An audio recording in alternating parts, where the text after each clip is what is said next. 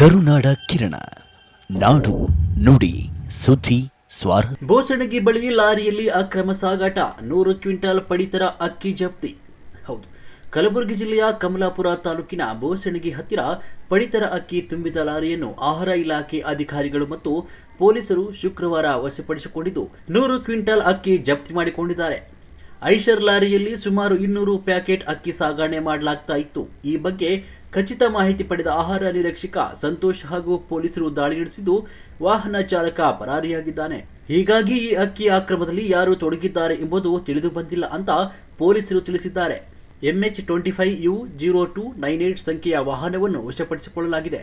ಹೊಲದ ಕಪ್ಪು ಮಣ್ಣಿನಲ್ಲಿ lorry ಸಿಕ್ಕಾಕೊಂಡಿದ್ದು, lorry ಯಾರದ್ದು ಮತ್ತು ಅಕ್ಕಿಯನ್ನು ಯಾರು ಸರಬರಾಜು ಮಾಡ್ತಾ ಇದ್ರು ಎಂಬುದನ್ನು ಪರಿಶೀಲಿಸಲಾಗ್ತಿದೆ ಅಂತ ಆಹಾರ ನಾಗರಿಕ ಸರಬರಾಜು ಮತ್ತು ಗ್ರಾಹಕರ ವ್ಯವಹಾರಗಳ ಇಲಾಖೆಯ ಉಪನಿರ್ದೇಶಕ ಭೀಮಾರಾಯ್ ತಿಳಿಸಿದರು.